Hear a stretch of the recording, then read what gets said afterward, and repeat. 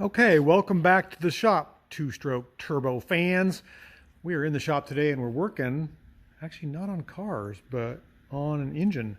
This engine is a BMW Isetta engine. This is out of IMA, and we got to take it apart and see why it's smoking so bad. It is a fresh or recent rebuild, and I'm assuming the oil ring didn't get seated right. I did find an issue with the clutch already.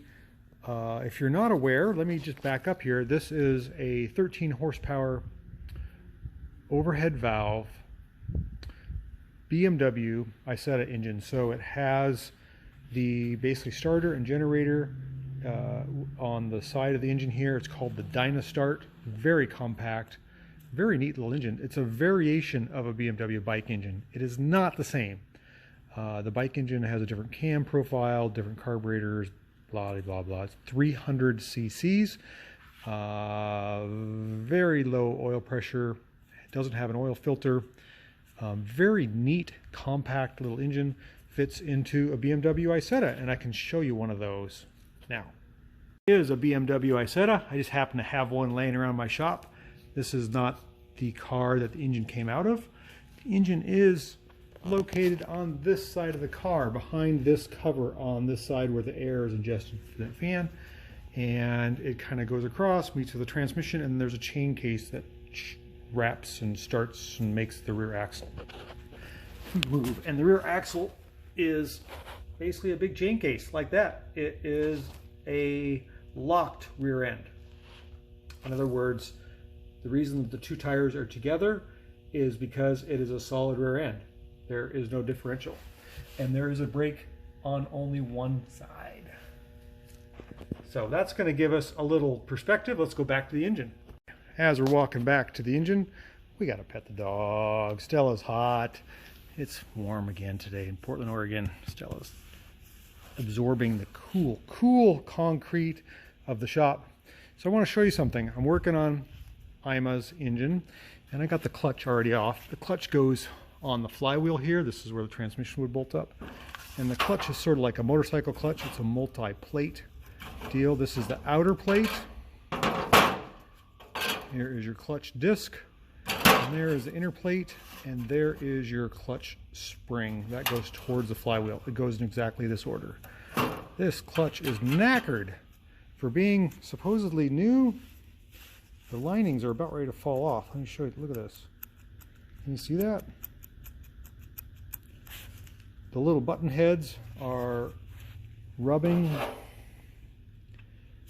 right on here. See that? This line on the middle, in the middle of the disc here. So I don't know if that's an old, like a new old stock clutch or what, but that clutch is no bueno. Can't have that. We need a new clutch with some tread on it, and one, the lining's not going to fall off. This side seems okay. I don't know why those buttons are all like that. They're kind of pointed. Never seen that before. So we're going to get a new clutch disc, and I'm going to make that better. And we may have to either surface or replace this part. This is not up to code. We're going to work on that. Okay, so let's get back to the engine. The engine is air cooled. It is fan cooled. I showed you on the car how the air comes in through the side. The fan pumps the air in a circular motion like this and blows the air across the top of the cylinder and out the back side here, either through your heating duct or just through normal ventilation purposes. I have the duct all loosened up here. We're going to take it off and take a look. Everything is nice and clean. What are we hung up on here? Here we go. Okay, I don't see anything out of the ordinary yet. I'm going to pop the valve cover off and check the intake valve, which would be, I think, this one. Yeah, it's this one, closest to the intake here. Intake and exhaust. And see if there's a broken guide. I'm not sure. I'm going to take a look in here first. If that doesn't work, the head's got to come off. We've got to look further down in the cylinder and see if the cylinder is scuffed or the rings didn't seat or what the deal is. But this thing burned a lot of oil and kept fouling spark plugs, and it's no fun to drive an Isetta that's burning oil. So let's get it apart, see what's up. Stella, you just rest. You rest easy there, girl. I know it's hot. Oh, there we are. Get your belly cool. So we got our valve covers loosened up. Let's just pop those off. That's the intake side. That's the exhaust side. Here's our intake valve and our exhaust valve. You'll notice it's a hemispherical combustion chamber. In other words, as the air goes in, the valve is canted this direction, so it's a total cross flow. Very good design. I don't see anything wrong in here. I'm looking down toward the valve guide area, and if there is a valve stem seal, I don't know these things run valve stem seals. I don't think they do. My camera's not focusing well. I think I'm going to end up pulling the head off and looking down in the cylinder, see what's going on in there. Okay, so I took the intake manifold off, which is a short little runner manifold. There's a couple things I don't like. Look up at the top of the intake port here. There's some holes. How the heck? I think oil's coming down through the head there. I almost get my dental pick in those holes. That ain't right. I still think I'm going to pull the head off and take a look. Something's not right here. Okay, so I pulled the push rods out and I'm ready to take the head off. Should be able to do this with one hand. Okay, like that. Very carefully. Ooh, is it oily in there? What do we got? Wow. We have a lot of deep cross-hatching. Maybe too much. Some scoring.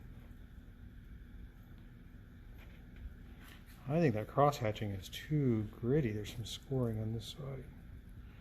That's not good. I think we're going to have to take a look at that piston. That is a lot of oil. Okay, so we're getting ready to pull the barrel off of our Isetta. I want to check something really quickly to see if it's got a steel rod in it. I think it does. Yes, it does. That's good. It just seems like our piston... Well, I guess we'll know. Pull it off of here. Oh, I need two hands here. Okay, I see a couple of issues here. One is our piston has seized at some point.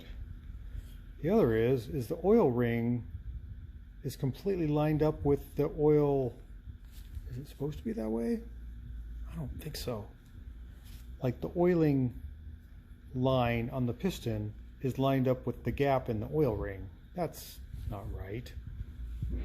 That's not right at all. That's not supposed to be lined up like that. Okay. We may have actually created more questions than answers. What happened? I don't know. We're going to have to look into it.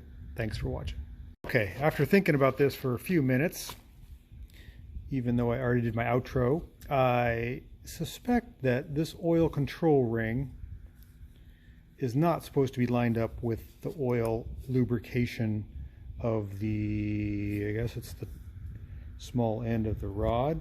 It's supposed to be like this, but it's spun and it's not a three-piece ring.